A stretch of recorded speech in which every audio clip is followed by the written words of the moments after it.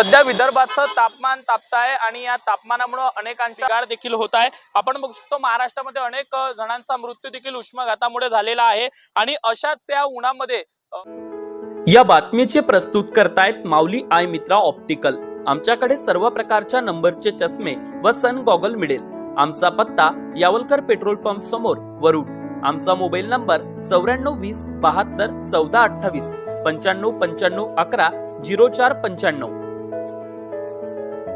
वरुड तहसील कार्यालयासमोर दोन महिला शेतकरी उपोषणाला बसल्या आहेत। ताई, काय तुमची मागणी आहे? कशासाठी तुम्ही या ठिकाणी उपोषणाला बसल्या आहात? मी माझं नाव सांगते। सर्वप्रथम मी सुशीला दशरथराव बिडकर आणि माझी लहान बहीण बेबी दशरथराव बिडकर। तर आमचं इथे उपोषणाला बसायचं हे कारण आहे की आमची जी वन्य प्राणी शेतपिकाचं नुकसान करते आणि त्याचा पंचनामा झाला।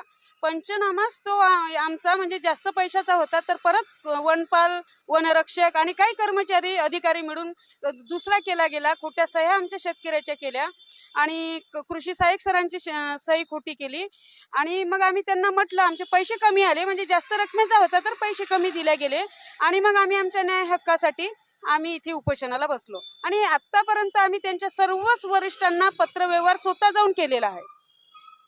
आतापर्यंत कुठला अधिकारी आला शासनात? हो, इथे त्या आरेफो बेंडे मॅडम आल्या होत्या, काल आल्या, आज आल्या, त्या येऊन गेल्या, भेट देऊन गेल्या त्या। काय त्यांच्याकडून उत्तर मिळालं? त्या बोलल्या की सगळे मागण्या तुमच्या मान्य करतो, पण आता आम्हाला त्या लिखित स्वरूपात पाहिजे आणि जागेवर पाहिजे, इथं उघडपणे पाहिजे, मीडिया आणि प्रिंट मीडियाच्या समोर पाहिजे। जोपर्यंत तुमच्या मागण्या ज्या आहेत त्या पूर्ण होत नाही तोपर्यंत तुम्ही उपोषणावर? जोपर्यंत आमच्या मागण्या पूर्ण होत नाही तो आम्ही इथून हलणारच नाही, अजिबात हलणार नाही। आता तुम्ही उपोषणाला बसल्या आहात, दोघीच बहिणी शेती करत होत्या, आता शेतीचं तिकडे नुकसान होत असेल? आता घरावर पण आमच्या दुर्लक्ष आहे आणि गेले 2 महिने आम्ही न्यायासाठी प्रत्येक ऑफिस फिरत आहोत, तर तेव्हापासून आमचं नुकसान होत आहे, पण अधूनमधून तरी चक्कर मारायला जायचो। आता उपोषणाला इथं बसल्यामुळं शेतात संपूर्ण दुर्लक्ष आहे आमचं। काय वाटते, कोणामुळे तुम्हाला हा त्रास सहन करावा लागत आहे? हे वन कर्मचारी म्हणजे कर्मचारी अधिकारी त्यांच्यामुळे हा त्रास आहे ना आपला। आम्ही पुष्पलता मॅडम बेंडेंना फोन केले, त्या रिसीव्ह करत नव्हत्या। CCF मॅडमला जाऊन भेटलो आम्ही, तर आमचा अर्ज पण घेतला नाही त्यांनी उपोषणाचा। 1 तास आम्हाला गोल गोल फिरवलं उन्हातानात ऑफिस भोवताल।